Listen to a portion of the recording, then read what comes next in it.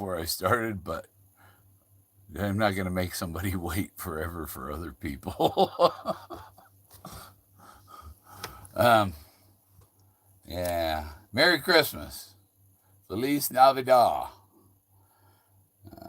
For my friends south of the border. And some of them north of the border.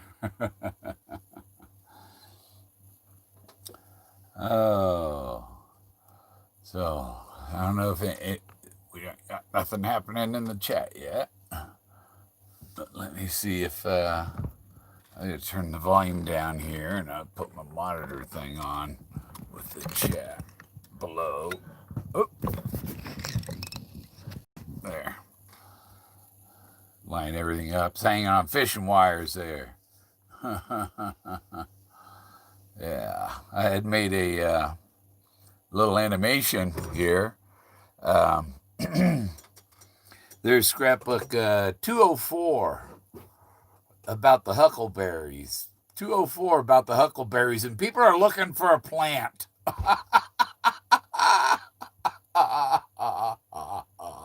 Oh, gotta laugh at that. Yeah. Speaking of plants that stick in the box, looks like a willow twig. So does the burning bush. Yeah. Okay. Yeah, maybe I hung my phone up prematurely there because but I think I had it hung up before I started doing this. But I made a little animation of this is on the first or second page of Huckleberry Finn, depending on which version you have. It's on the first page of the original book. It's on the second page of later books.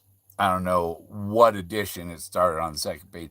I think I have an 1890 edition, and it was on the second page of that one. So the 1851 is, it's all on page one. This story is on page one. And we're going to go here. I got to get loaded. Oh. I'm going to do there. And I'm going to get this thing here. I got to turn the camera around. Get it off this fishing line I have here that holds the phone. Hangs it on. It's hanging in front of a speaker here. And I have it, the case, the lid for the leather sink, this leather case. Well, there you see part of it. Yeah, I have flipped around the back and looped over the fishing line to get that going. So let me see. I turn it around.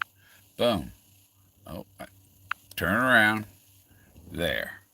Now I'll start this. Oop, let's get some volume before I start it. And this is from page 1 of Huckleberry Finn, or page 2, depending on the version.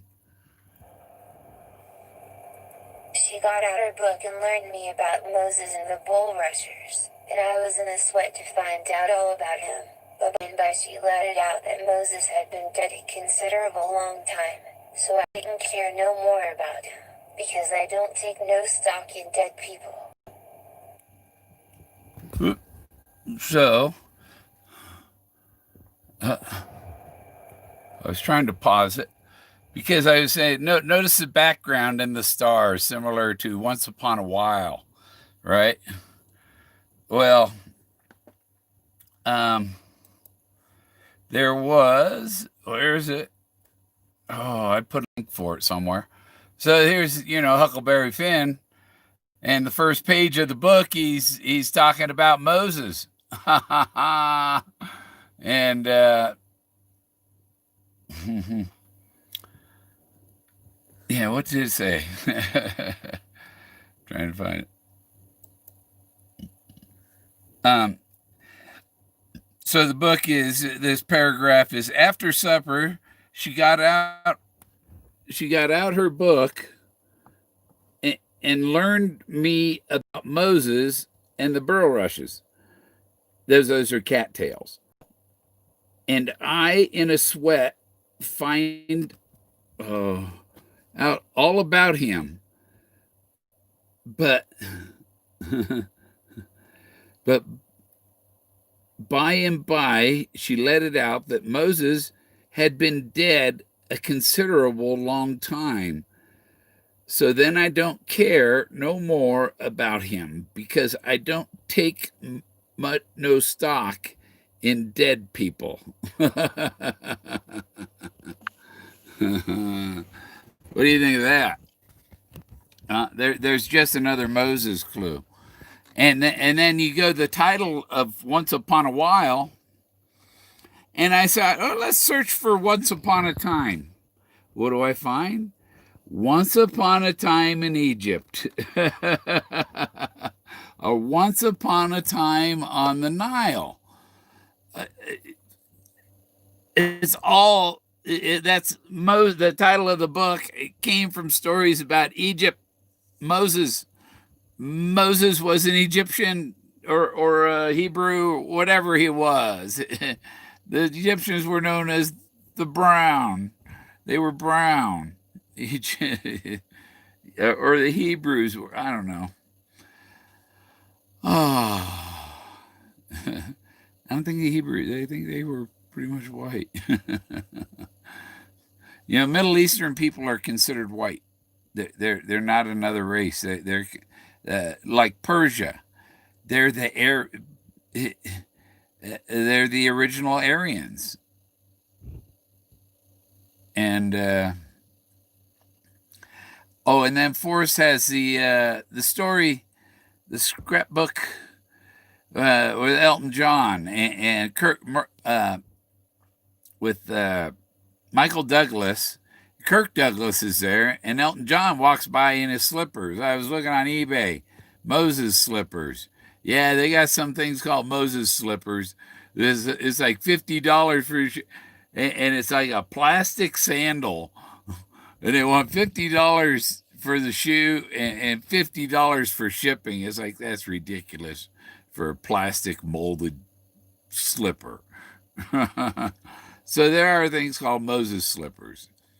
And there's Moses basket. A basket can be a chest. Also, you can get basket chest. Whatever. A chest of baskets, even. There's only 5 watching. Yeah. So there you go. There's so much about Moses. And my other reading glasses, what happened to them, man? Oops.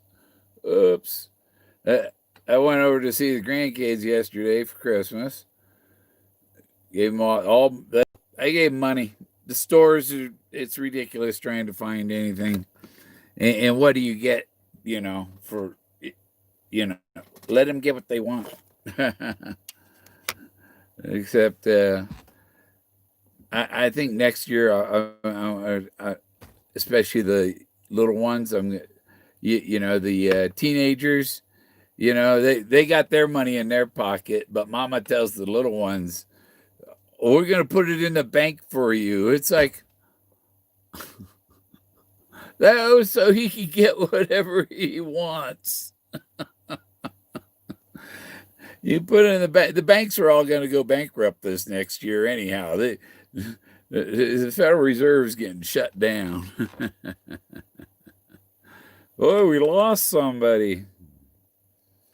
And I called and left a message for a rabbi to try and get an interview with a rabbi about the Moses clues in the thing, because nobody will listen. Nobody believes me.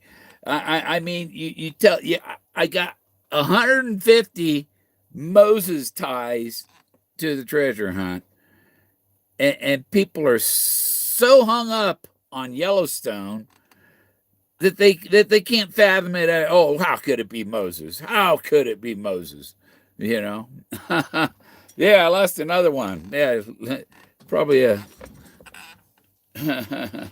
We're back up to 5. Gain 2. Lost 2, gain 2. Maybe somebody's got a bad signal. I don't know. But the whole Huck Finn thing was about that. And I think in January I might be able to come up with enough to get me a Zoom subscription so I can have my own panels. I've learned on these panels that people think they own you. You know, people on K-Pro, she owns them. Oh, they're my panel. You know, and it's like I don't have any contracts. Forrest Fenn, last few scrapbooks were telling. I have no contracts with anybody. I'm not anybody's puppet. Nobody tells me what to do. I'm in charge of myself. I don't have any puppet strings. My scissors have cut that umbilical. You know, and if you want to contract with me, it's going to cost many bucks. You can't afford a contract with me.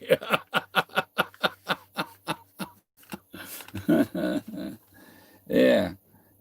Yeah, I don't belong to anybody. I have videos 3-4 years ago with 14,000 views and videos with 4,000. I've got 4,000 to 14,000 views on my videos. I get as much views on my videos alone as they get on some of them get on their panels.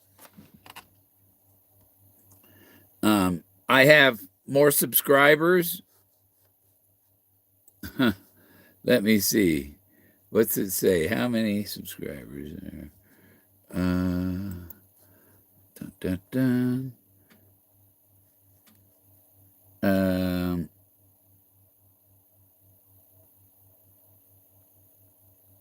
Yeah, a lot of, and there's a lot, I see a lot of people making false claims. Number of subscribers, we don't know. You know. So, but mine, I know I have over 2,000. 2,050 or something like that. My channel.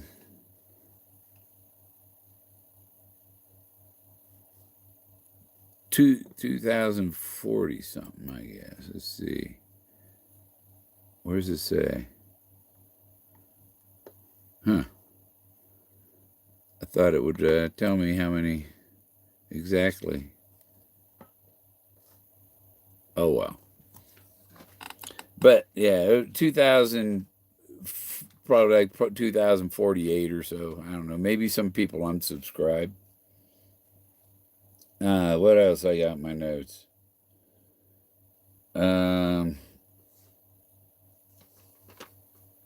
Yeah, the scrapbook 204 about the Huckleberries. And the other thing on there, he mentions the Wheaties, right? And in was it 1974 or 72? The Olympics. Ed Moses, Eddard, Ed Moses.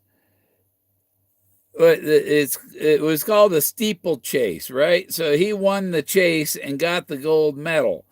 Edwin Moses.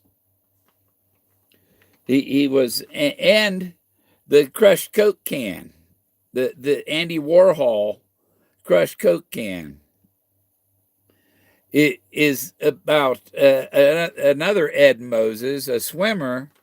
I think what was it? The swimmer, and the runner were advertisers for Coke. Coke was their sponsor. You know, and the Ed Moses has artwork that is similar to based on the Coke can, the crushed Coke can look. There's some by Andy Warhol. It's Andy Warhol art, along with Ed Moses. Something probably he did for Ed for doing the stuff. And there's on the sidewalk, so there's a marble mosaic in the sidewalk. I guess it's in New York, got to be in New York, because there was Robert Moses, who was a transportation official in New York City and for the state of New York, and responsible for like 7, 9, maybe a dozen of the bridges going into New York City that this guy worked on. He was the lead in these projects that built these bridges. There's even a Robert Moses Bridge into New York City. So, and there you go, tying that to Forrest Fenn's bridge that he jumped off of. He wanted it found. What was found was the blaze. If you've been wise and found the blaze, look quickly down your quest to cease. I give you title to the gold. You only had to find the blaze. He's hinting of treasures. He didn't put one out there. Hinting of it. Oh, figure this out and I give it to you, but you can't have it until you get it from my cold dead hands, like Moses or Charlton Heston, a.k.a. Moses, said. People just can't understand that. I can't understand why people are so dense. It's like, can't you do the math? There's hundreds and hundreds of references. He's talking about Moses. Subtle, you don't say the word. You don't say the place. Yellowstone is not subtle at all. There are subtle hints that Jack is putting out. Jack is the promotional manager for the hunt. He is the finder in title. His name, his pseudonym is the finder. Like Elvis Presley, his pseudonym was the King, but he wasn't a king. The finder isn't a finder, the finder. He is the author of this fictional story. Doug confirmed that was fiction. And people are so eager to believe anything CNN tells them. I want to go with it because I want it over. Well, if you want it over, go take a hike. Go look for something else because it ain't over yet. There are more discoveries to come. I don't know if that, and I tried telling, Barbara's getting on my nerve, because this is Forrest had this plan. I die on this day. We put out this story on this day. But the person ain't getting this until this day, and did not wait. Her lawsuit was ready before the announcement that it was found. She was ready to, I'm going to sue if somebody else claims they found it. And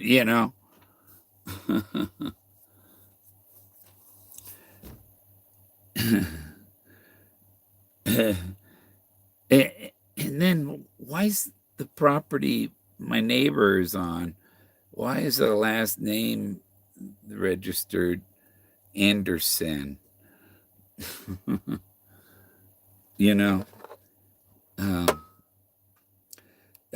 Jack, his brother Kyle, says they like to push the limits. And same thing Doug says, push people to their limit.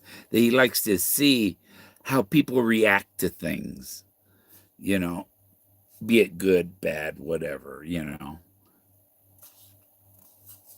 And then, okay, the story about Michael Douglas house, over at Michael Douglas house. Kirk Douglas is there, and Elton John walks by in a boa and with, feather boa with sandals, and oh, that's Elton John.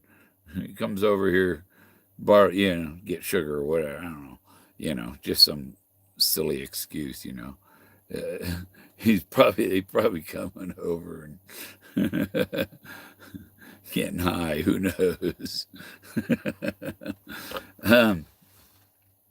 Because them actors won't tell you if they smoke a little pot, They're worried about my reputation.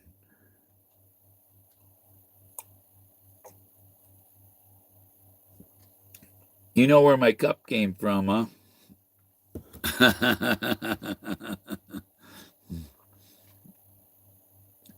So anyhow, Kirk Douglas is there at Michael Douglas's house, right? And there's a story about Kirk Douglas. Let me see. I'm going to look it up on the internet because I don't know if my notes are as detailed as what's on the internet. Look up Kirk Douglas, Douglas Rabbi. Studying the Bible with Kirk Douglas.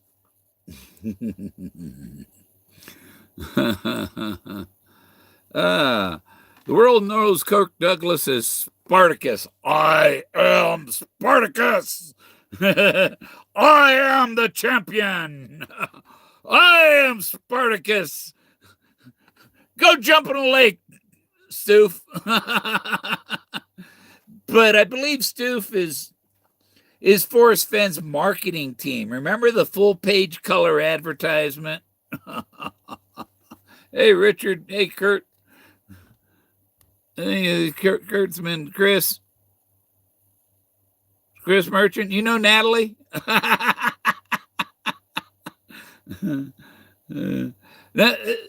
Stoof is a publicity agent. Forrest Fenn takes out full-page color ads. He hired these guys that promote the NBA and the NFL. Can you hire an advertiser for the NFL? I don't think so. How much of them proceeds from the $1 million commercials do they get? See where I'm going? They are the professional advertisers. They are the thing where they were doing.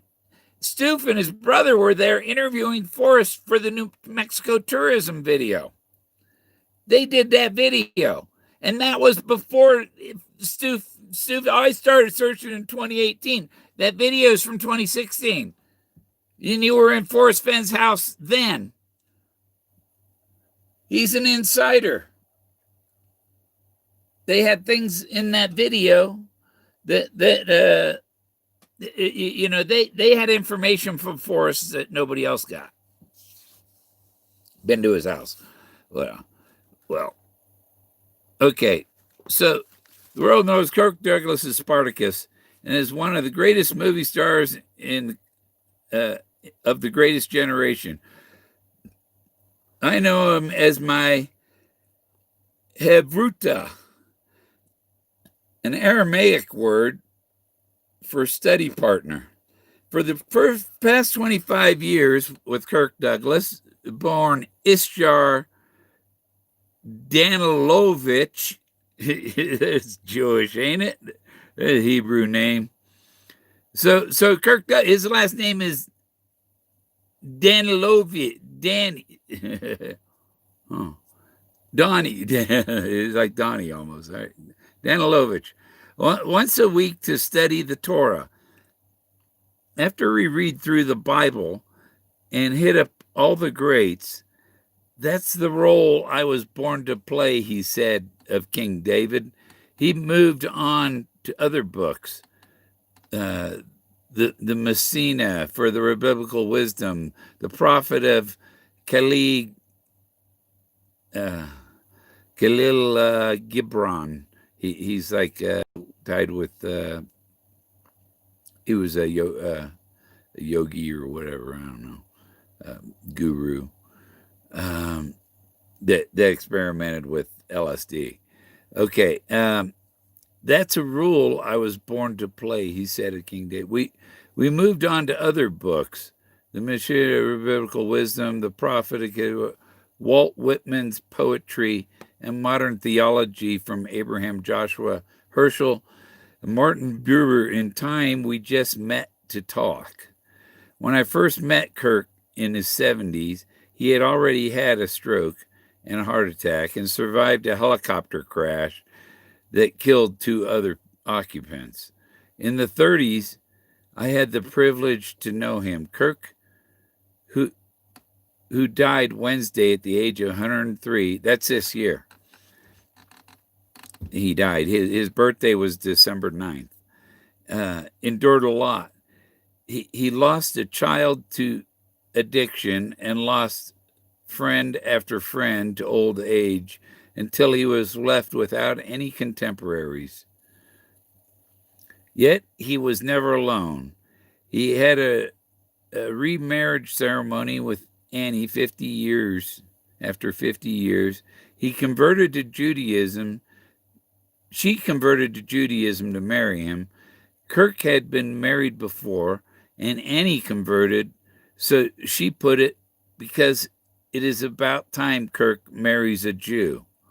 She studied seriously and converted a month before the second wedding. He told me with pride how Annie lit the Shabbat candles every Friday night at my former wife, as my former wife taught her to do. Friday night, as my former wife taught her to do. Okay. He's got talking about two different wives. You're getting confused. Whose wife you talking about here? When I obfuscated at the ceremony, Kirk tried to step on the glass to break it, but it couldn't muster enough strength, so he smashed it with his cane. He was, until the last, spry, funny, and self-aware. Kirk was a star in an age with few, if many, restrictions on behavior. He had, in the words of one of his best movies, a lust for life. He traveled everywhere, partied with Sinatra and Dean Martin, JFK. His home, although unpretentious by the standards of stardom, he seated with reminders of extraordinary life, walking into his house for the first time and seeing the famous Karsh portrait of Picasso holding a vase across the hall from the very Picasso vase in the portrait. I looked around for something I could admire that was not showy or obvious. I pointed to silver handheld mirror on the table in the far corner. "Oh, Sadat, give me that mirror," he said nonchalantly. Of course he did. Once I asked him if having so much made him jaded. He turned very serious. I never forgot being poor and hungry, once particularly one hot day. I said something about the blessing of air conditioning. I said, when you were young, you probably had a block of ice and a fan. He fixed me with a stare and said, "Who had a fan?" This second. Where is it? Yeah.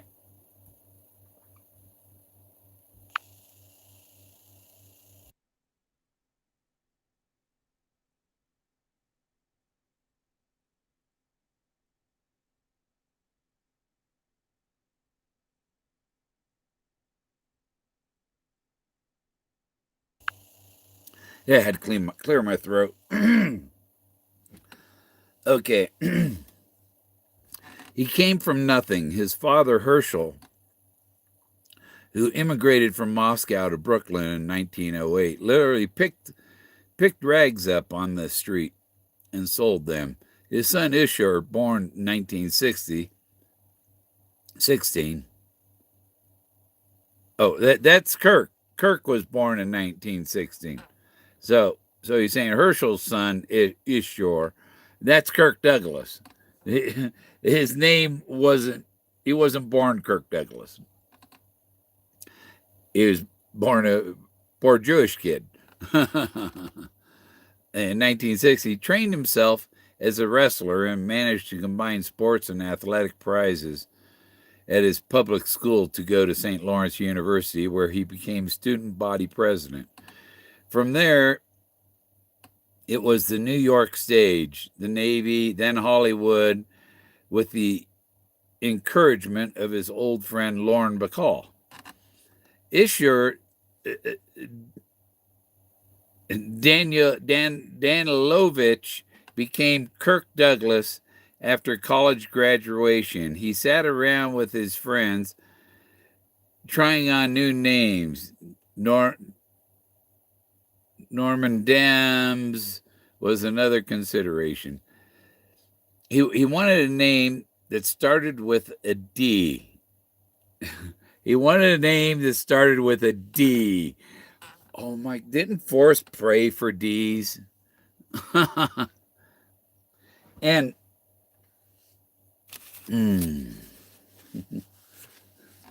so, and someone suggested Douglas. Another friend suggested Kirk, and he liked the hard sound of it. He explained later that the gentle sounding name exposed him to new levels of anti-Semitism because people did not know he was Jewish and would say vile things about Jewish blithery to his face. Ishur, he wrote in his biography, was with me at the time. So Ishur is Kirk Douglas. Ishur is Kirk Douglas. And he wanted a name with a D, and that's where he got Douglas. Forrest prayed for those D's. He widely outstripped his background, and yet always felt himself unappreciated by his father, and with some suspicion and prejudice by a prejudiced world. He had 6 sisters and a mother who adorned him. When my son walks, the earth trembles, she says. And he loved her, to quote her. His publication company, named for his mother, but the father abusive Israel never told his son he was proud. This is a lot of parallel to Forrest, isn't there? He felt unappreciated by his father and never told his father. Well, I guess his Forrest Fenn's father told him he was proud. Okay. And he ranked it until the very end. Rankled him until the very end. It got to Kirk to the end of his life. Why would my father appreciate me? Kirk would speak to me wistfully at times, and things he might have done better. He wished he had spent even more time with his beloved sons, and told me that Annie was the best and kindest person he had ever known. He joked that he gave all his money, and the only thing he still owned was his wedding ring. He gave her all his money. He gave his wife all his money, and the only thing he owned was his wedding ring. Kirk had a deep well of self-confidence when he single-handedly broke the blacklist by naming Dalton Trumbo as the writer of Spartacus. He did it without a shadow of doubt. I knew about exclusion, he once told me. After all, I was a Jew. It was his proudest professional moment, And when the movie Trumbo came out, he urged me to see it. I did. So he had to deal with exclude because he was a Jew. He was excluded. I'm excluded from K-Pro and them other, some of the more, Gypsy AGK, them, because they're bigots. They don't want to hear the real solution. But I think they know that I'm correct. They're figuring it out. Oh, yeah, Mac Og on the site. Mac Og. Yeah. The man who kissed Lana Turner in The Bad and the Beautiful and Yom Kippur. Do you know how hard it is to kiss Lana Turner on an empty stomach? Never lost his acute angle toward the world. He was always teasing and pushing.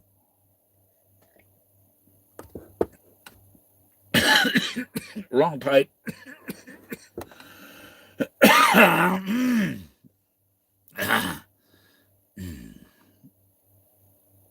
Okay, so he's always pushing Lana Turner. Where is that line? Hey, he was always teasing and pushing and challenging himself and others. A few years ago, at age 101, he gave me a stack of books to donate to the synagogue library. He could still walk, but very slowly with a walker and an aid on each side to make sure he didn't fall. As I hoisted the books, he looked over and said, "Like some help?" He's joking. Want some help with that? He's barely getting along. He could be stubborn and prideful, but there was an element of self-aware mockery as well. As he and I once walked through a famous Hollywood restaurant, someone from the table called out, "You were the greatest." He turned and hit me on the shoulder and said, "Hear that? Now a little respect." He got angry about anti-Semitism, about the government, about Israel and the Palestinians, about things in the Torah, and did not like, once fed up with certain passage where he believed God was being harsh, he slammed the book shut and said, "Arch, get me a better story." He would also say over and over that the stories in the Bible were the wisest in the world, and if he were young, he would start making movies of them, beginning with King David. He knew his life was possible only in America. He once told me that the luckiest thing that ever happened to him was that his parents came to this country, and he lived a very long time. Once when I asked him if he remembered Jackie Robinson, he said, "I do remember Jackie Robinson, Rabbi. I was 4 when women got the vote." Shortly after his 90th birthday, as I was leaving his house, he called from the doorway, "Hurry back, Rabbi. There's a lot to learn, and the sun is setting." The sun has now set on Ishur Danovich, Kirk Douglas. In his final days, he was at home surrounded by his family in a house full of flowers, holding hands with his bride of over 60 years. He had the privilege of reciting the Hebrew vidui, I can't pronounce that word, Vidui, the final confessional at his bedside. And I said goodbye to a man who I love and from who I learned. And so that's in the New York Times. And I guess what's the date on that?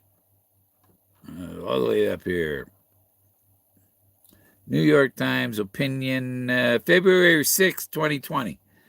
So he must have died early this year. He died not long after he turned 103.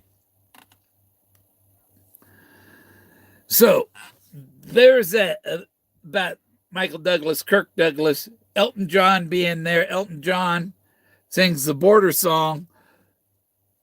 Moses was shown the borders of the promised land.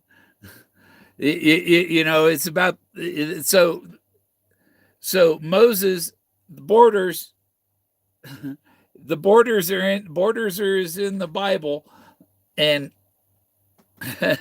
oh, I got to catch up with you. The borders are in the Bible, and that's in Exodus. The borders in Exodus. Moses was shown the borders of the promised land, but he couldn't enter. Okay, and blah blah blah. Okay, now you go with important literature. Okay, the most important literature they left out was the Bible, the biblical stuff. Bible, Torah, those biblical books. Okay, and then you go with J.D. Salinger. His mother changed her name to Miriam because she was Jewish, and that was the name of Moses's wife. The wife of Moses was Miriam, and J.D. Salinger changed her name to Miriam because of that. Ernest Hemingway was called an anti-Semite. That's why you got Ernest Hemingway books in there. What's his name?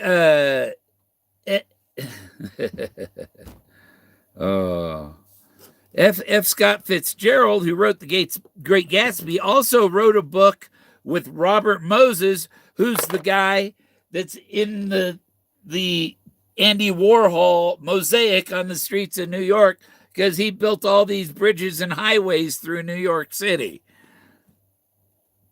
And these are all Jews. Who was the other one in important literature? The other author, there was Fitzgerald, who wrote. No, that was two of the books were by Hemingway.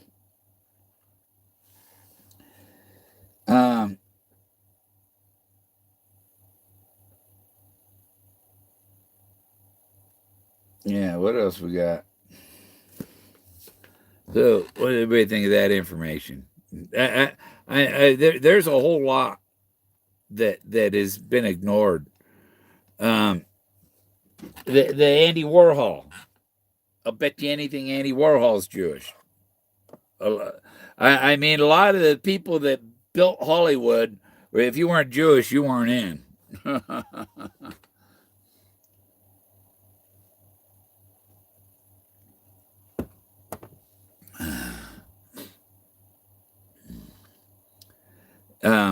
Forrest was barefoot in the story. In the story where he walked home 4 miles from the Buffalo Cowboy car. That's about the distance from the Buffalo Cowboy car to Moses.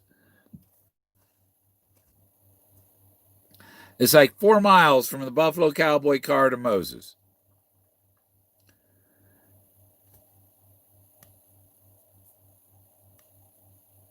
And I have that Buffalo Cowboy car in my shed. It's a cowl. A cowl covers your chest. It can be called a chest cowl. It's like a turtleneck thing in winter. And it's like a dickie is a cowl, because it has a little flap that comes down over your chest. And so that's a chest, and it has a bullet hole in it.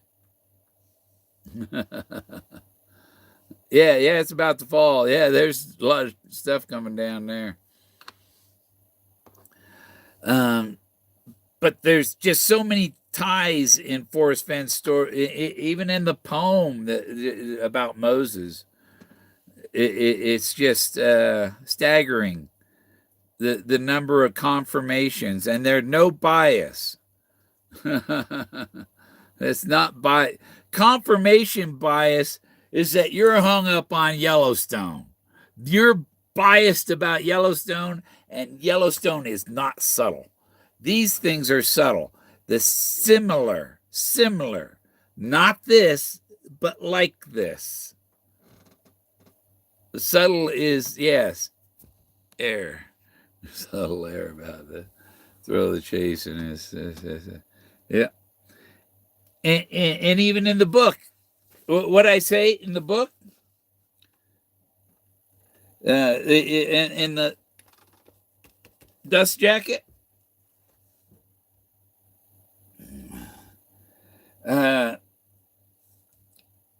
Forrest Fenn, the author, has spent most of his 80 years in similar pursuits of passion, and now wants others to share in the thrill of that chase. That's why he concealed the cache. He concealed it. So yeah, what's conceal mean? Hidden? It's secret? People conceal things in their safe deposit box or in a vault, whatever. All that will be needed are the clues, some resolve, a little imagination, and maybe a six-pack to celebrate the thrill of a breathtaking discovery. And what did he say? That there would be more discoveries coming. Not just the treasure chest was one of the discovery. The other discovery is these ancient sculptures from Atlantis, the ancient rock art of Atlantis. That's a major discovery. If some people, oh no, that's not major. Maybe something Ren and Stimpy might be major. You're so far behind in what's the important things in the world, and in the archaeology world on Discovery Channel, they said the greatest discovery ever will be when they discover Atlantis. And here he is running the thrill of the chase, is his full-page color ad, because like Jack Stoof said, it's not pareidolia. That's because it's ancient archaeology. Ancient archaeology is not pareidolia. People are blind and ignorant. It's not hard to find an ignorant searcher.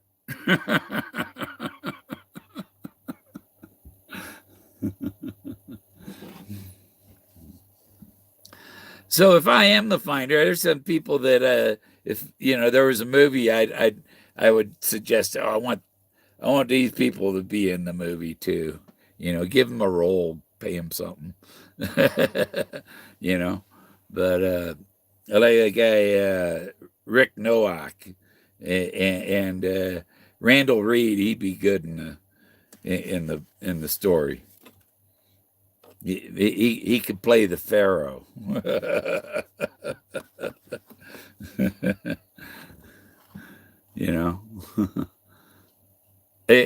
But as they say, the Pharaoh was Ramses, and Ramses' mummy has red hair. The mummies look dark because it's old, dried up skin. It's not fresh anymore.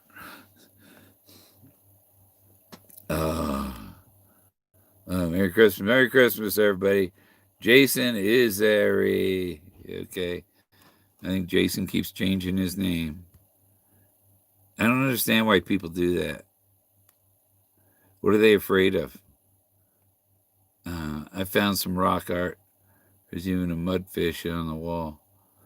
I never ever call them mud fossils because of the theory behind these mud fossils, that these were the actual bodies, and that's how they rotted, like they turned into a stone. Like, no. They may have made the stone around these bodies.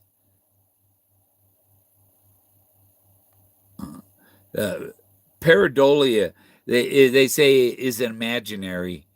thing that there's nothing carved in the rock. It's all in your head. You're a crazy person. No, it's because these people that are telling you that it's all in your head are stupid.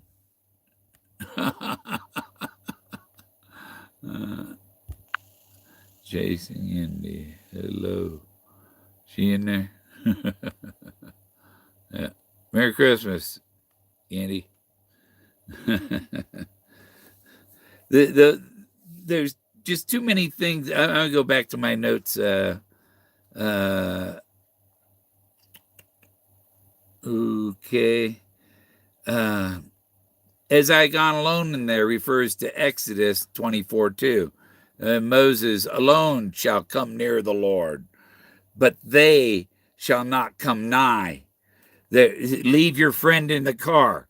When you come up to the burning bush, leave them there. You come up here alone. They say, go in your closet. Pray alone in your closet to God. The treasure, you have to manifest it. You have to believe in yourself. You have to be that omnipotent guru, like November 11th,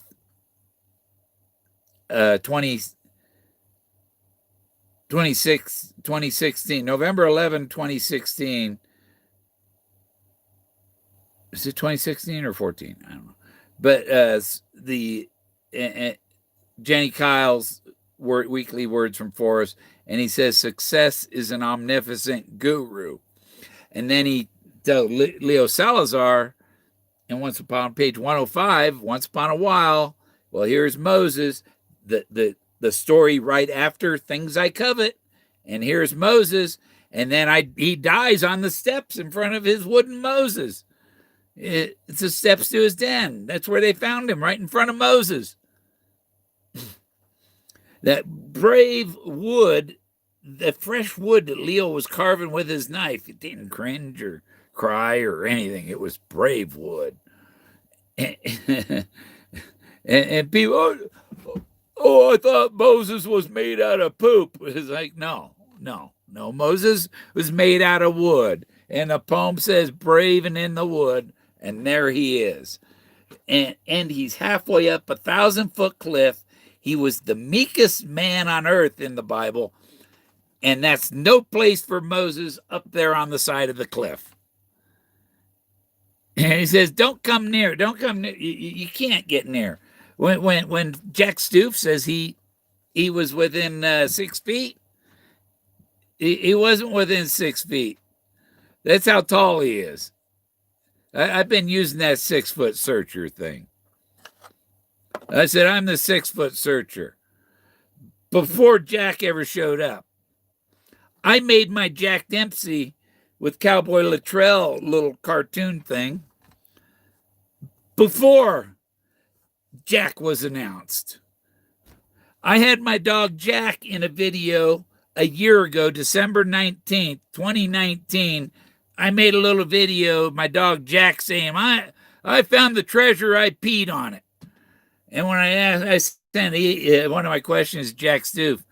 So my dog Jack found the treasure before you, and he peed on it. Are you ready to wash your hands yet?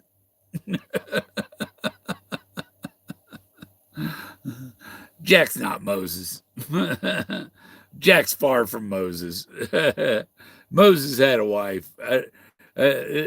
Jack, from his stories, yeah, he doesn't do women.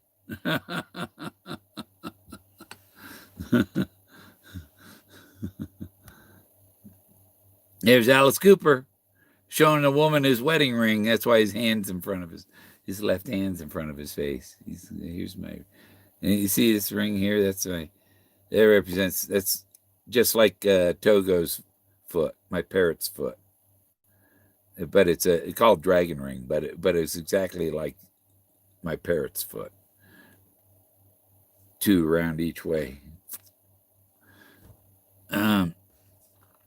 So, what else do we have here? A little note.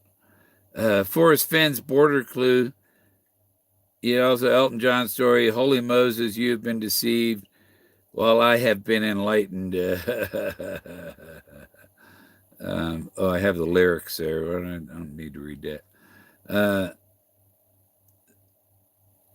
And the sacred bush. I've seen people, that's a willow twig. The sacred bush, the rubus sanctus, the burning bush, has branches similar to those of a willow tree, but they have thorns on them, and all the thorns are broken off. You can't tell if it's a willow or a rubus sanctus. The burning bush of Moses, the blaze. Leo Salas, that's where Moses received the 10 Commandments, right there at the blaze. And it's halfway up the bluff, similar to where his plane crashed and blew up. And he's on the jungle floor. You're in enemy territory, and you ain't been going to church. and what do you do when you're in enemy territory, behind enemy lines, and not in your fighter jet, all alone? What do? You call out for God. That's where he found God. And he was resurrected the next day by the Jolly Greens, by the helicopters. He probably spent the whole night praying. That's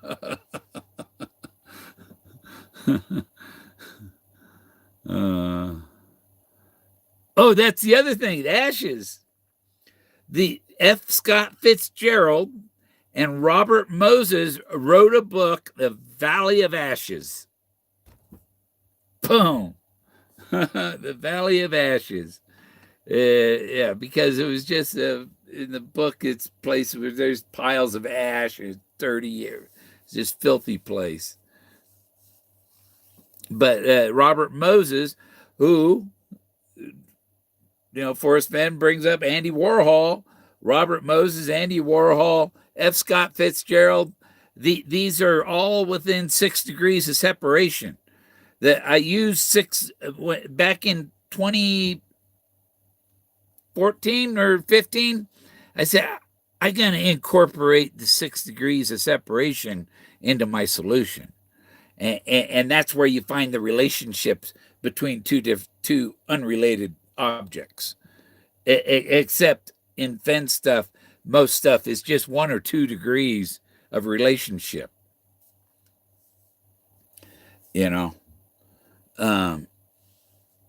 And December 28th, the Time magazine at Borders Bookstore, okay, the Promised Land, the Time magazine in the trash can, and what was the weather like? I got to go back to the story. What was the weather like that day he was in the bookstore? Was it winter? Because if it was winter, but he wouldn't have been at a Borders in 1953. But he's still hinting about the Time magazine, and the time is on the magazine. The date is on the magazine, December 28th, with Grandma Moses on it. He died on National Grandma Moses Day, her birthday, September 7th.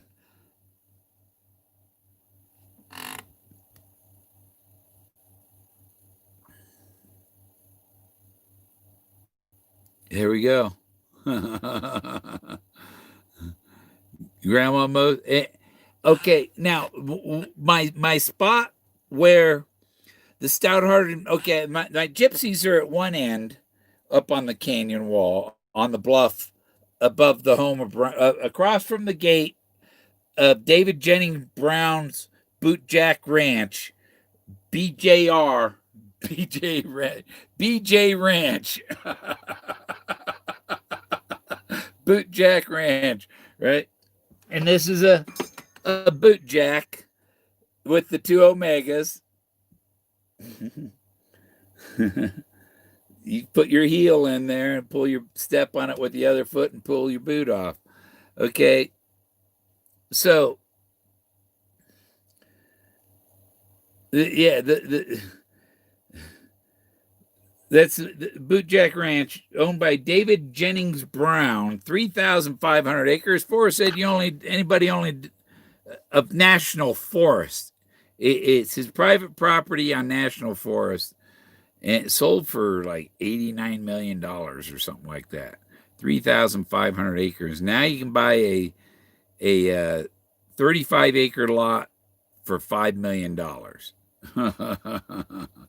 So, but David Jennings Brown, he died of cancer in 2013. His house was up for sale before Forrest put the book up. But he says put in, everybody assumes they're correct, put in water, okay? Okay, if it's put in the water and you take it out, in Hebrew, taking it out of the water is called Moses. That his name was Moses because he was taken from the water. And there you go, take out. It means Moses in Hebrew. And that's how you know when you found Moses, you know you're at the put in. Because you've taken it. That's why he's wet. Moses is wet. And Moses is standing there with his arms out, right? He's like that, showing his chest. But somebody did something. Was it Candy did something about the 2 stars? Somebody just did a video about the 2 stars, the double omegas, because there's a burning candles, some of them at both ends. So there's the Moses up there. You can't take that. But the Buffalo Cowboy car was in the D of the word wood. That's cut out of the forest from the air. You look down, and there's the word D. I've flown my drone over it and all that, and I took that Buffalo Cowboy car with the 50 caliber hole in it. It's out in my shed, so nobody else could claim it. But that's the other, the burn of the candle. Moses one is one of the candles, and the Buffalo Cowboy. Those are the 2 major things you had to find. But Forrest said, my rock formation. You found it, but there's 40 of them, right? Oh, gotta go find the others. And that led me to finding Moses, because I thought, wow, this is I couldn't imagine how much more of that stuff was out there. And when I found Thoth, well, it's a man riding, it's a man riding a bird to me. And I sent Forrest an email. It says, hey, is that Major Fenn? Is that you riding a bird fly fishing? Fishing while you're flying, that's fly fishing.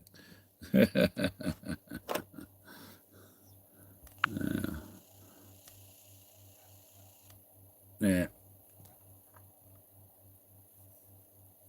Line the stars. And then I've already found Moses.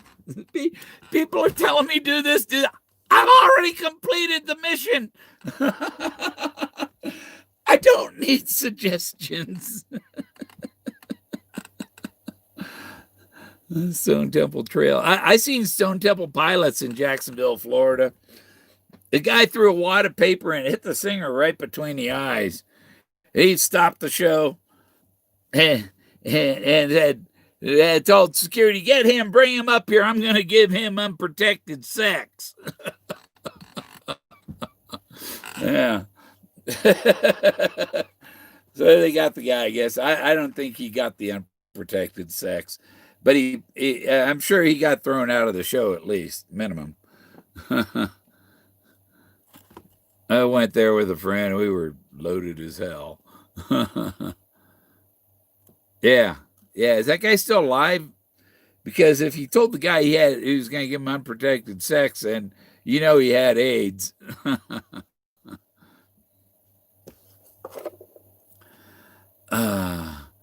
The sacred bush, a 6-foot-high shrub with willow-like branches belonging to the species Rubus sanctus.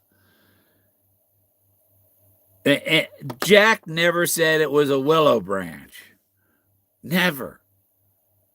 and it's and people. One person. It's Barbara Anderson that thinks it's Wendell Brown. Oh, and speaking of Barbara Anderson, okay, everything Jack's saying is relating to me. Okay, Forrest called Jack Stoof, aka Jack Stoof, the finder, called him Bill. He didn't call him Barbara. Okay, he called him Bill. Now shut up. You're interfering in me collecting my prize, you dingbat. And yes, I'm allowed to have an opinion about that because you've made it public record, and you wanted somebody else sent in to be. Oh! Don't hide that from. I want that to be public record. I want all this to be public record. I want everybody to know that I'm upset that I didn't find it before Bill. I'll never marry Barbara. She keeps threatening that, but no, that'll never happen. Oh, speaking of, there's somebody has better chances. Probably won't want to get married, though.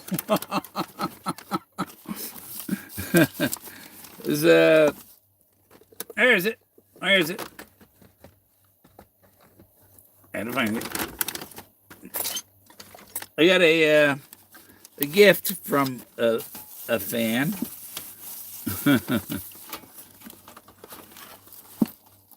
And I know it's over here on my shelf. Oh, well. Thank you, Judy. Judy Nudie sent me a pearl and a crab. I told her, I said, I'll tell them about the pearl, but I won't tell them about the crabs.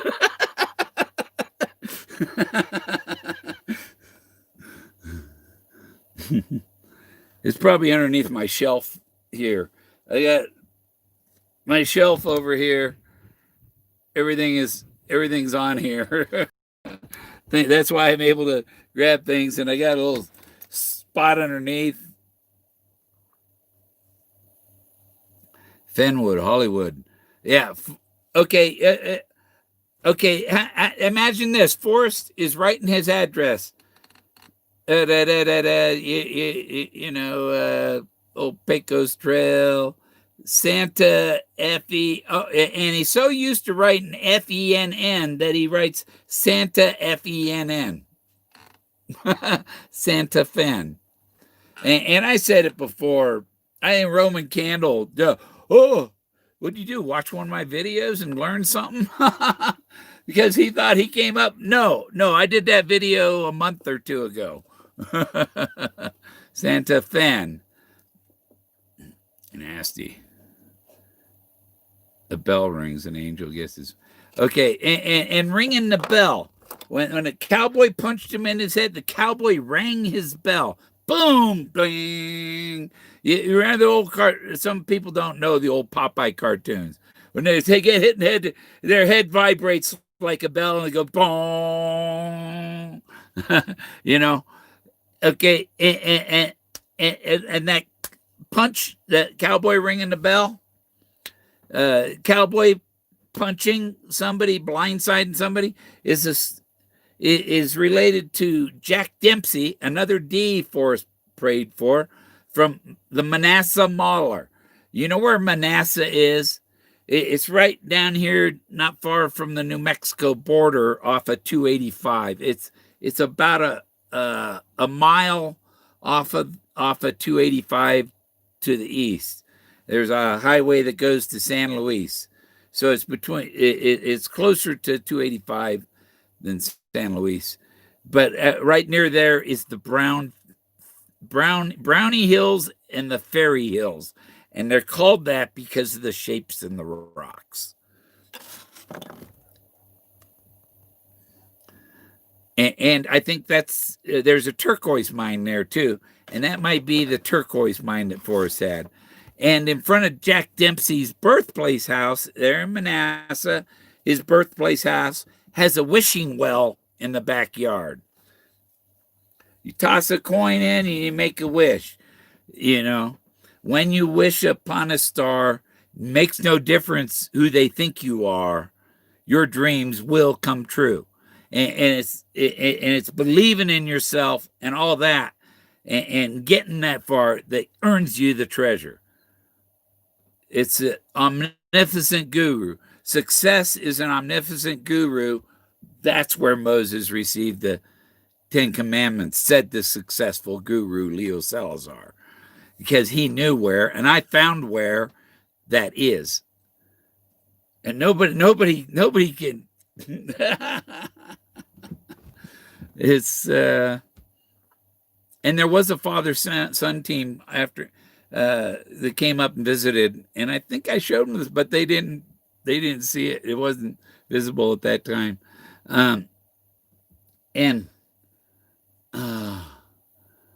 what was I going to say? Oh boy, well, I lost that thought. If you don't say it now, success is an omniscient guru. So, but that wasn't the only. You know, there were other the teacher standing over him with. She's got her arms crossed with a school book, in her arms, and Forrest is there sleeping on his desk. That scene. How do you enter Brownie Hills? It looks like I have to do a cross pirate property to get there. Private. I don't think there's anybody out there to chase you off. But the Fairy Hills, I went around the Fairy Hills, and I think there's some turquoise in there too. That's the west side of the river is the Fairy Hills. The east side of the Rio Grande is the Brownie Hills, and that's why I have the Brown Fairy book. Because boom, boom. Here's a home of brown, but it's not in the forest. It's kind of like here, kind of scrub brush land there. But there's rock formations, and there's just on the east side of the river. There's a peak, and it has a tower, little stone tower on top. And I think it might be a beacon light that someone put up there. But it looks like there was some type of kiva up there. There's like round rock wall for things next to that tower up there. I flew my drone over it. And I think I still have those stuff from this year. I still have, but I lost a lot. I'm trying to recover hard drives and stuff, and I've been. You see, taking stuff from off these, but I'm missing like 2012 to 2019 or 2018 or 2019 videos, but I have some of 2019 photographs, but the 2018 and before that, but I did have copies of my Moses and stuff that I took in 2016 and 2017. I took those. Yeah, I have those pictures that I had them on another drive already on another folder that didn't get lost. But I got all these. These are my backup drives, and some of them I haven't gotten them to work yet, and I've taken a. What the hell? That felt like water coming out of it, but it's just it's weird.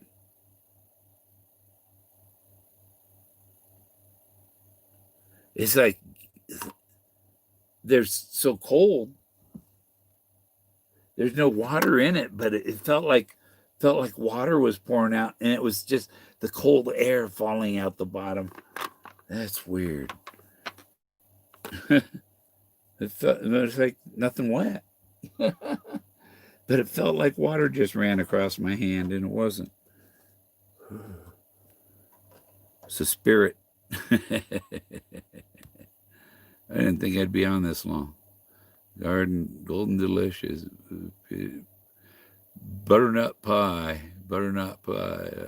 Lucky Cat. What's the difference between a fairy and a brownie? They're pretty much about the same thing, I think. Um, when a Boy Scout or when a Girl Scout or when a brownie becomes when a Cub Scout becomes a Boy Scout, it's when he eats his first brownie. I wrote sweet potatoes. Fairies can fly. Most hard drives are not waterproof. Yeah, there was no water to get in. It was just cold air, or the cold metal touched my finger, and it went around. It felt like it ran around my finger, and I looked, and there's no drip, no nothing. Nothing, no water coming out of the. It's just weird. I've got about 30 of those. Yeah, I've got a bunch of them, and I'm getting rid of them because I'm putting them on.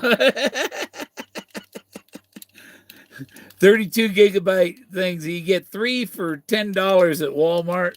So I got a bunch of them, and I've got a whole bunch of pictures already backed up, and I'm backing up my documents, because these things, all you gotta have. The problem with these other drives, I'm off grid, and you got to plug them into the AC, and that's a problem. The inverter says voltage low, shutting off, boo, gone. Well, my laptop runs on batteries, and these don't need batteries, so boom, and it's not going to. These things aren't going to power off while I'm putting something on them or taking something off them. That's weird. I'm getting water feelings on that nerve problem. I got nerve damage. So,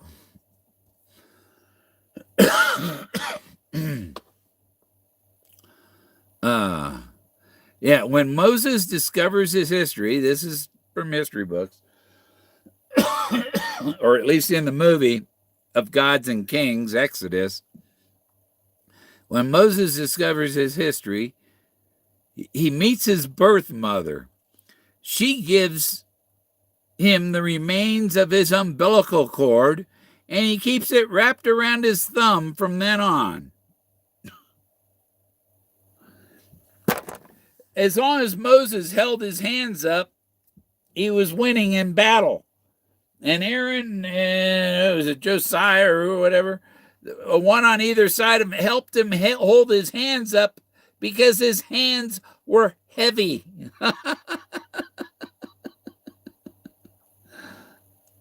The whole poem was about Moses, but it also takes you from Pagosa Springs toward South Fork. South Fork is SF, just like Santa Fe is SF. And so South Fork is a substitute, a subtle hint. Santa Fe is a subtle hint to South Fork, the SF. And over in Del Norte, there's San Francisco Road that leads to a whole bunch. It goes down right next to the pyramid. Dog Mountain is a pyramid. And there's some people that are saying they're going to come here and we're going to go try and find the entrance to the underground stuff there, but that didn't happen. It was supposed to happen this year. I don't think it'll happen next year either. It's like I had days I was going to go search, but somebody told me they were coming. They were going to be there that day, so I stayed at the campsite all day waiting for somebody that was going to be there to never show up. So I don't put much faith in people actually doing what they say, except for Forrest. He made a promise that whoever figured this out was getting that treasure. It took the hard work, not somebody who just came down to do an interview. Jack Stoof is just the publicity agent. and he's the shield for the real finder.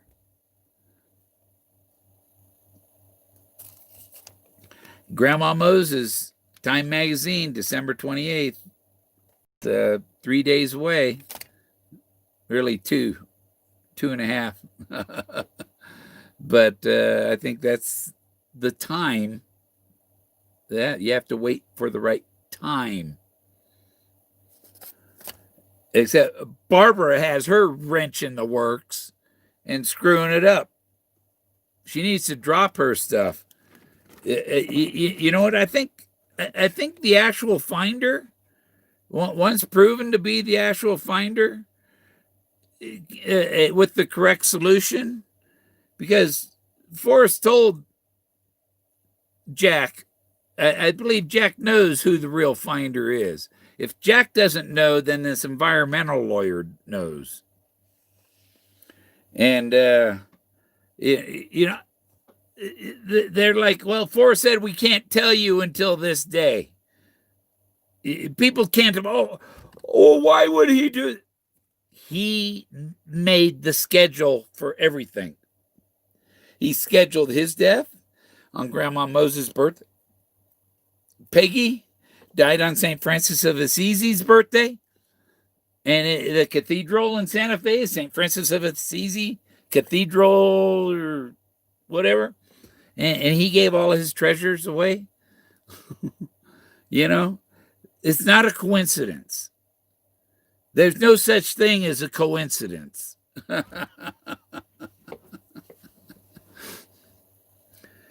And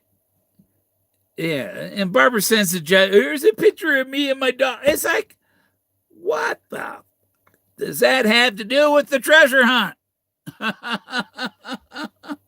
Nobody gives a shit. Barbara, get back to being a lawyer for real estate, because you're no good at this treasure hunting. Your solution wasn't the solution. You don't know what the target was. You haven't put out a solution. I've put my solution out. I had a video where I went through the whole thing. Pagosa Springs. Pagosa means smells bad. The hat mildew. He said, I'm never going to wear that hat. Well, when I brought the Buffalo Cowboy car to Fenn, he told Shiloh, get me mildew.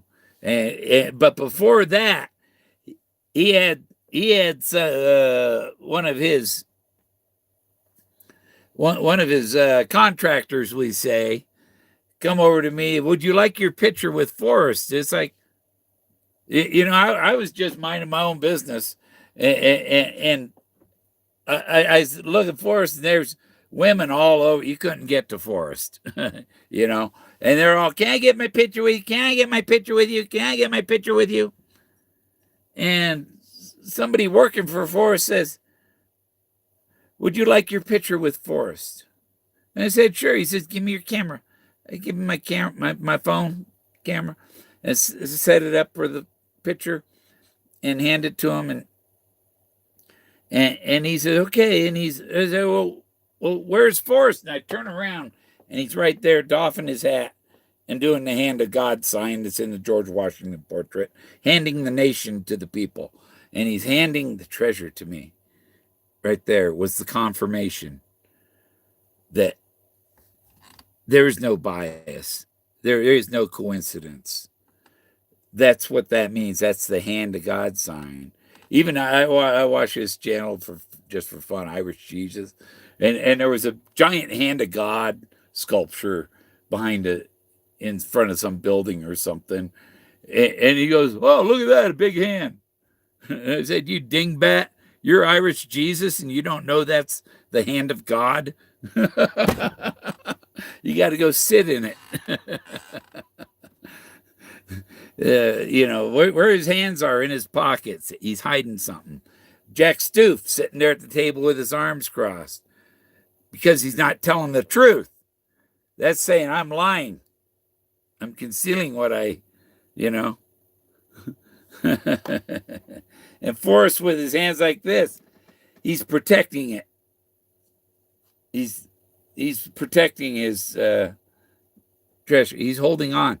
the picture with Bella in Forrest in Too Far to Walk. Forrest has his hand on the table with his fist closed. That means I'm holding on to it. And then under the table is the hand of God sign. What's under the table? The hand of God was behind this. He's telling you. And then Benjamin Franklin, whose pseudonym was Mrs. Patience Dogood. I think it was Patience. I have one of my ancestors. Her name was Thankful Maker.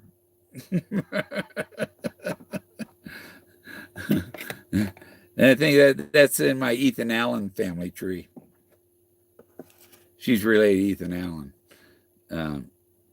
It's like what his wife's mother's or grandmother or somewhere up there. But those family, it ties into that family tree goes back there, and it tie into Captain James Avery.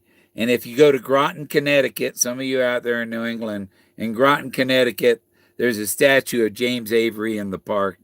There's at James, where he lived by the railroad, there's a railroad underpass. The railroad goes over the top, but he had a house there, and the steam train had gone by. The embers from the fire in the train came out and landed burned his house down. But there's a monument there with a tower with a bust of James Avery on the top, and a plaque with the house. There's 4 plaques there's a plaque on each side of it. But those are my ancestors. But James Avery is related to, in his family, I'm related also to Robert Sedgwick, who was a General Sedgwick. I don't know why he was a general, because he was a sea cat. He was like a sea general. They had generals, I guess, in their navy. But he took Port Royal from the French and was the first English governor of Jamaica, ordered the construction of Port Royal, and let the pirates bring all their loot into Port Royal as long as they only raided the French ships. That was my ancestors that started all that piracy.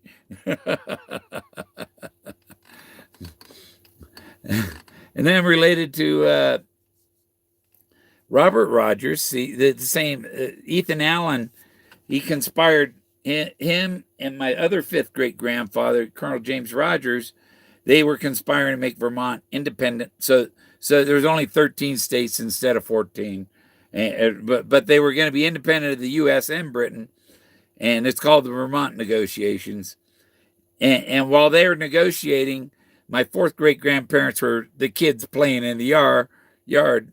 Mary Ann Allen and James Rogers, the third James Rogers.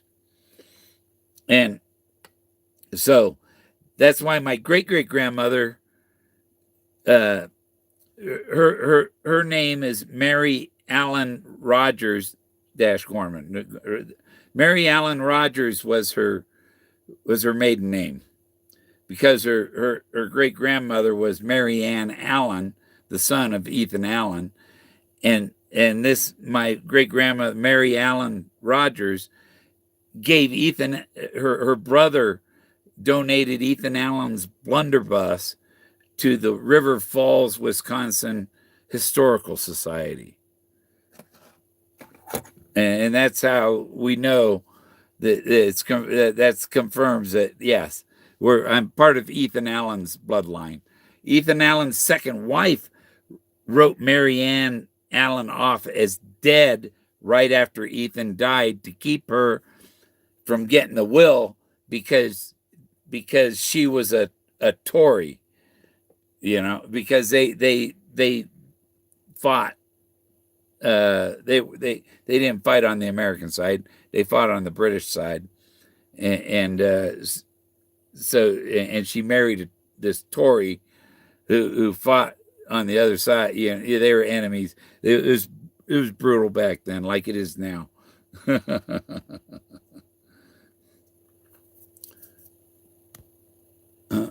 This thing isn't scrolling for me. Yeah, it's cold air does have a port of 20 memories. Those hard drives have a 3-volt and a 5-volt input. Yeah, they do? Okay.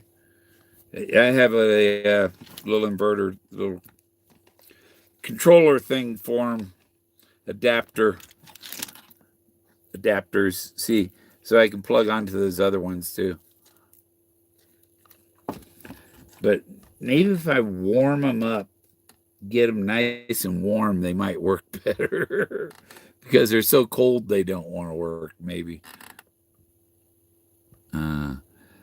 Geo nut. Yeah, I got all those kind of connectors for that. Some have 5X. And the bill, can you go outside and look at the sunset? It's not close yet. It's still bright out there, but I can go outside and turn my solar panel to it. Still 70 inside, so I don't have my heater on because in the daytime the sun warms it up enough. I was coming down off the mountain, coming back from visiting my son yesterday and grandkids. Still got ice on my porch. See, it's not close to setting. Where is it? It's behind my head. No, it's over there. It's almost. Another 30 minutes or so. But this is how I turn my solar panel. I just grab the rope and pull it. You see, this is from last week. It's been so cold, it's not melting. It's the most snow I've seen here. Crunchy, crunchy. It's kind of cool out here. I think it's like 40. And there's our moon.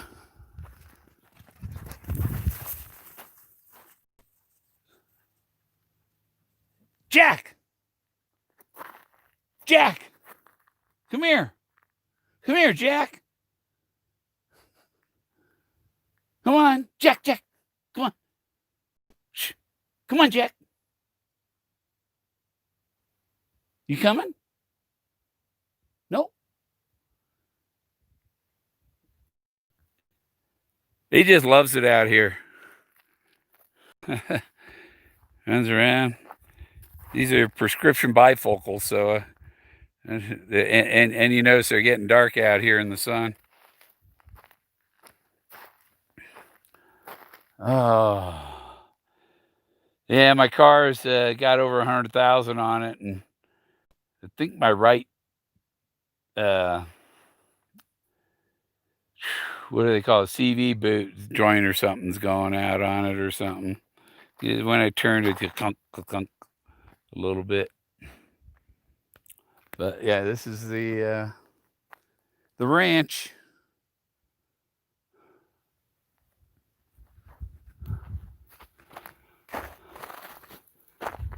I had to get some stuff out my hoods.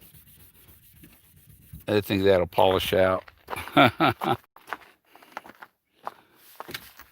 But I drive, when you live on dirt roads and got to drive in that stuff all the time, it like doesn't do you any good to wash your car because it just gets dirty again.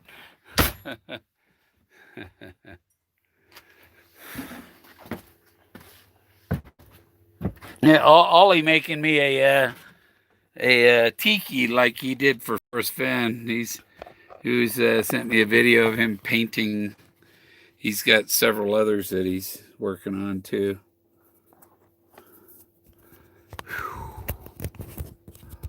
Oh, there, now I look cool. Look, he's glasses are dark. I look like an artist with my. It's getting too. It's kind of. It's just.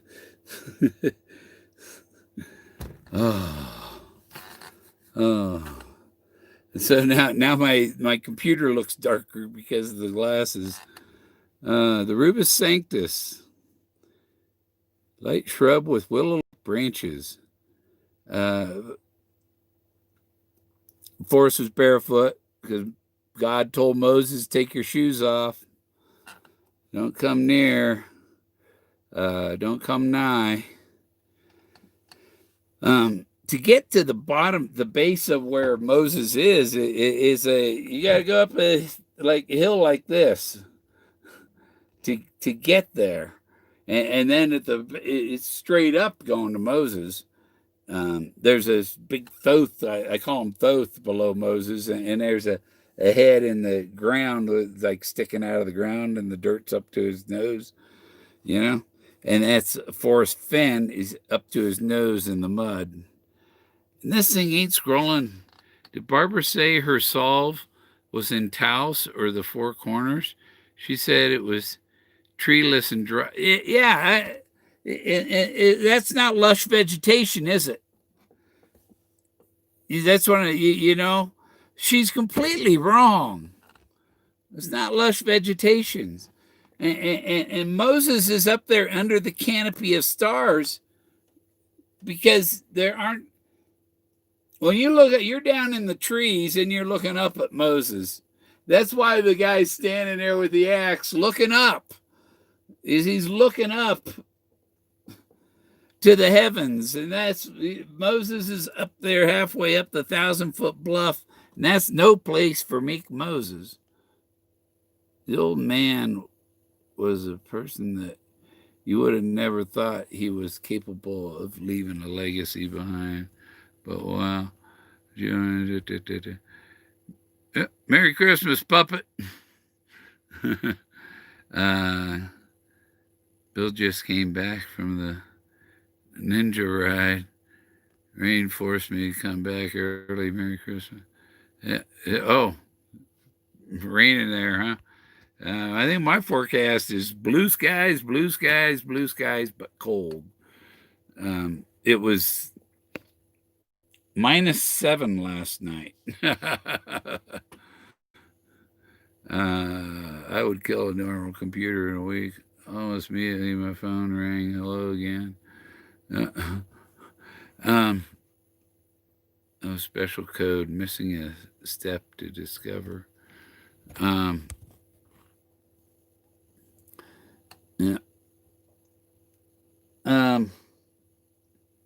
The thrill of the chase. Yeah, and Edwin Moses won the hurdles, got the gold medal in the hurdles. That's also a steeplechase, isn't it? Henry Hines Lodge was a hotel magnate and blacksmith. Yeah, the first superintendent of Yellowstone Park was Moses Harris, Captain Moses Harris. It's on the Yellowstone website. I'm not kidding. I've seen other people mention the people that were after him. And no, the first guy. There's no reasoning with her. Yeah. It's all about me. It's all about me. Her whole life has been all about her, I'm sure. When I hit to figure out all this, it touches this world, including what live right now. What is live right now? It says more or it's not mine. Hey, Street, I'm afraid of what you have in mind. Yeah, he might have something up his sleeve. Not a mine. It's not a mine. It's not a, no, Moses is up on the side of the bluff. And I actually asked Stu, how in hell did you get within 6 feet of the blaze when it's halfway up a 1,000-foot bluff? Did you bring a rope to get there? And then you don't, because that's dangerous. If you're scaling down with a rope, that's dangerous, and it's not. It wasn't in a dangerous place. The treasure wasn't you had to find the blaze was all you had to find. The treasure wasn't there. Moses is the treasure. Like my kitty cat right there. Good night, Jason. Hola. Did Jason already take his sleeping pill? I hear banjos. That's Huck Finn banjos, right? And speaking of Huck Finn, Samuel L. Clemens is my third cousin, 4 times removed. So I am related to Samuel. He doesn't have any descendants. His children didn't have children. And so all he has is cousins, and I'm a cousin of Mark Twain. You can't prove me wrong. Enter the pigs. Casey Jones. No, Casey Jones ain't a pig, is he? No. The old man was a genius. Yeah. He hit Moses into that poem real well. I was hoping the gag order this week. See, I had found Moses in 2017. I found where he was. But I had several other blazes, his pile of airplanes, Thoth, the Forrest Fenn's totem, the Buffalo Cowboy car, the gypsies, all these other pieces I had. And I had, which one of these is the blaze? Which one is the important one that is the final blaze? And then when I figured out there's so much in the poem about Moses, it had to be Moses was the blaze. And the poem tells you how to find how to get to him. So Pagosa means smells bad. And that ties with the story about the skunk and the story about his hat mildew that stinks. So it smells bad hot springs, if you translate it. If you don't translate it, then it's Pagoso Oje Caliente. Oje Caliente means hot springs, hot water. I had French ancestors that had to flee Port Royal. Oh, that's my ancestors that chased them out. I was telling them I was waiting for a blood test at a clinic out in New Hampshire when I was living there. See, I came from the East. And I was talking to a woman, you know, you're waiting. It was a long wait. And I said, yeah, I had my Scalp Hunters book. And I said, I'm related to Robert Rogers and James Rogers. They're in this book about scalp hunters. And she says, yeah, I'm descended from Hannah Dustin. She killed 7 Indians and took their scalp. So she's in that book too. Her ancestors were in the same book. That's funny how you run into people with these common, and there's where you go with the 6 degrees of separation. You know, so there was very few degrees of separation. She's descended from a woman in the book. I'm descended from a guy in the book, and that there we have a coincidence. There are no coincidences. Jack and the Beanstalk. Oh yeah, ho ho ho. I did one thing. I made a little cartoon thing, and there was a picture of 2015 February, I think, and it was a picture from up on the hill looking down at everybody in the crowd, and I took one of Forrest Fenn and made him 60 feet tall standing there. And I put ho ho ho fee fi fo fum. 3 things that's very, very, very important. With a little care, very important, very private. Get him, Jack. Um, okay. I don't know how far behind I am on these here. There. Huli interesting. Shy Guy videos are interesting. Yeah, that you see, there you go. Somebody says, "Oh, makes their YouTube username Shy Guy," and it attracts anybody that's gullible. Anybody that's gullible is attracted to that, and it seems, oh, we got something here. He might be the shy guy. No, he isn't. This guy is shy because it found the blaze in 2017 and didn't call him until 2020. That's why he's shy. RR, very like the music. RR. Who's RR? Richard Rutherford. Okay, so is Robert Rogers. RR. Hooley really tried to make it that way with positive thinking, but it's not helping. Nice songs. Yeah, I think Barbara got her information. She's got another lawyer to contact. She can leave Fenn's family alone now. Because that other lawyer is not, he's the lawyer that Forrest hired for the finder, for the whole, to cut. He left a lawyer in place to make sure that it's not going to cost, that you don't spend the whole treasure on lawyers to defending yourself from people that think that they're the finder when they're not.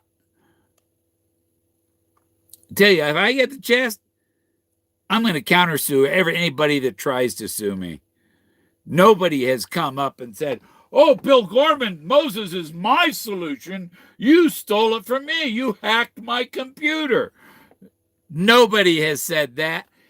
And it's obvious that it is my solution, solely my solution. And so nobody else is going to be able to put claim to it. Anybody does, try to. And you try and take claim to my solution, I got my machete. We'll saw your head off. I just shared a video of the movie Northwest Passage. It was about my ancestors, the Rogers Rangers raiding the Abenaki village, which my peace pipe here I got from an Abenaki chief, who my ancestors were supposed to have slaughtered like 200 of them back in 1759. But that's where I got my peace pipe, from the Abenakis. That's my sacred peace pipe. Ties to my family history. But he also said in the Rockies, Street, have you seen the Shy Guys? Yeah, the railroad. Can you find the chest, not the chest through? Moses' chest. The chest of Moses. Moses is the treasure.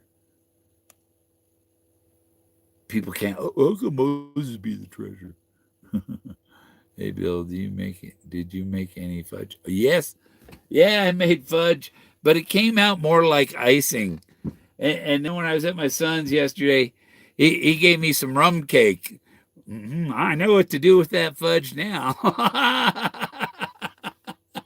I'm going to put it on my rum cake.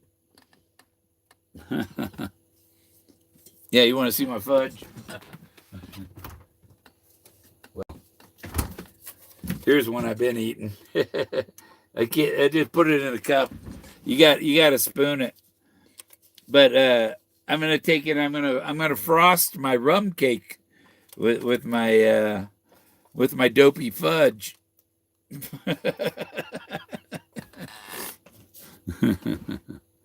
Okay, Russia, right on, Bill. Rush 2012, Limelight. So you have been given the trick. No, Moses.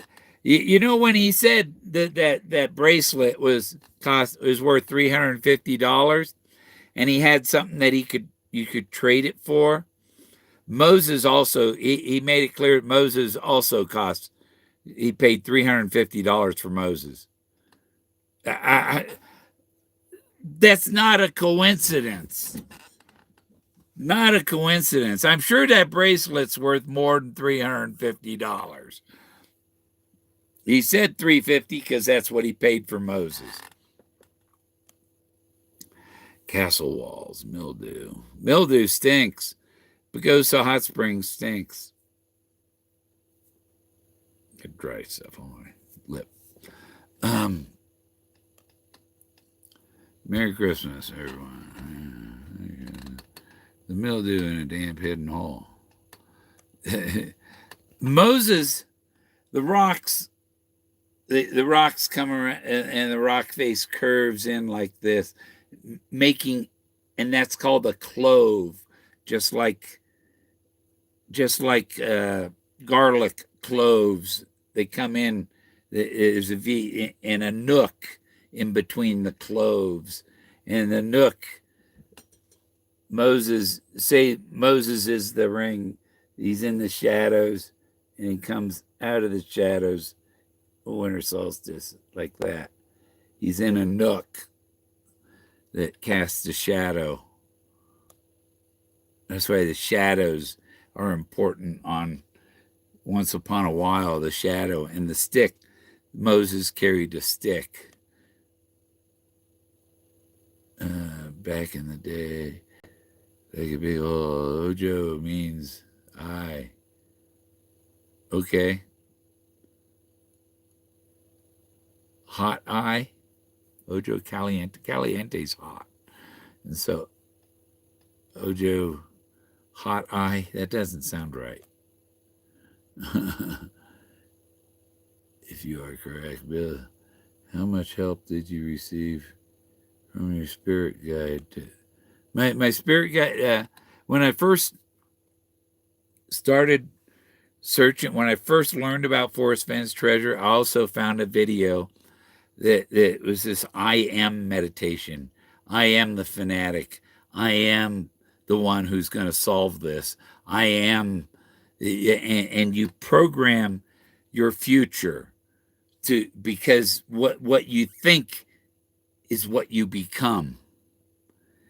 And I had to make myself believe. I had to force myself to believe in myself to do this. Endless opportunity. And once you have hundreds of Moses clues, you know you're right. Bill stole my soul. Bullshit, Jeff. You know that.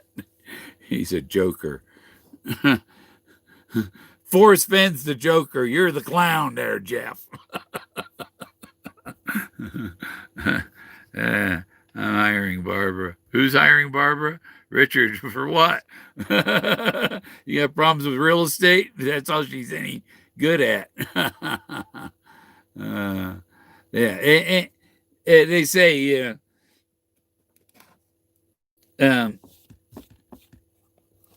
you don't hire yourself as lawyers make bad lawyers representing themselves. No, you don't read the book, did? Yummy fudge. Bill every time. And the other thing, if Barbara comes after me for anything, I'm going to hire her husband's lawyer.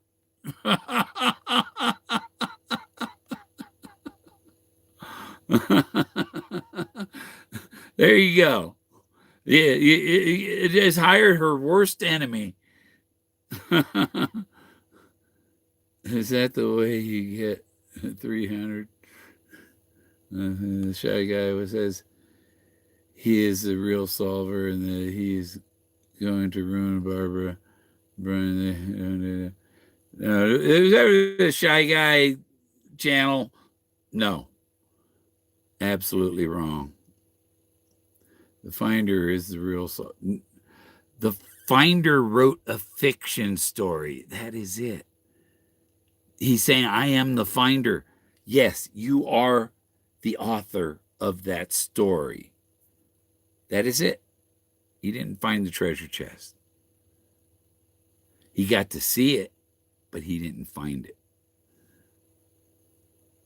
And he's sitting there with his arms crossed. If it's my treasure and I'm sitting there with Forrest, I'm playing with the stuff. you know, he's sitting there like he wasn't allowed to touch it. The real solver. Can a trust hire a lawyer to represent itself? Yeah, I think so. I think Forrest prepaid for the lawyer before he went. This lawyer, this environmental lawyer, I'm wondering, is his name Moses? The chest was in the safest place possible. Indulgence. Yes, indulgence. And Shakespeare said, let your indulgence set me free.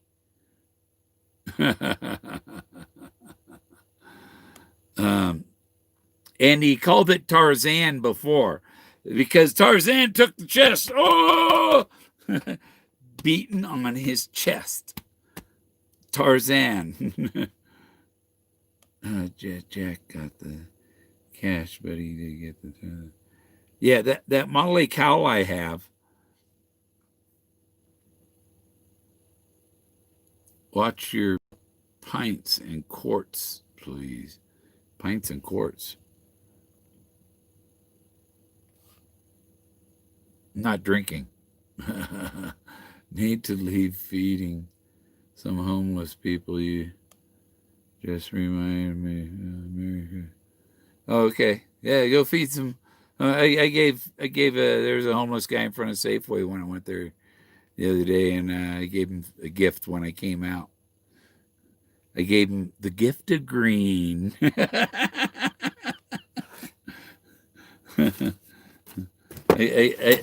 I gave him something green, and he was very happy with it. Looked kind of like that, you know. I gave him something green. Well, that can't stay. Woo! Bagosa. Bagosa means smells bad. Okay. Now, I pushed the blue thing to say the bottom of this chat thing. Nobody eats crow. I had that one picture of Forrest wearing mildew, and we're looking at each other, and I was going to animate his jaw so his mouth opens up and a crow flies in. I'm never going to wear that hat. And there he is wearing it.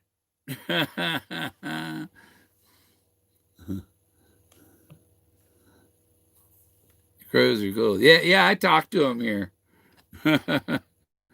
They're pretty smart. I was noticing going down the highway, the magpies know that cars travel down those lanes, and they take off the side of the road. They don't take off across the road like some birds do and get killed.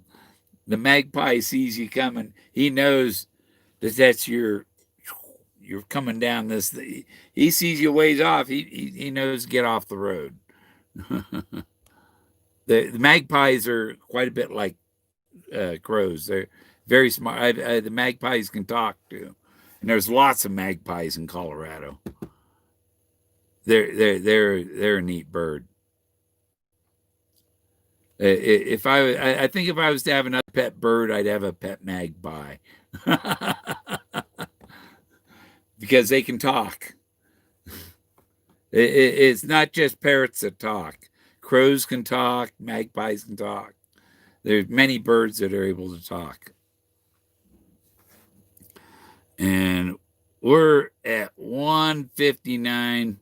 And so I'm going to call it quits and say good night just before it hits 2.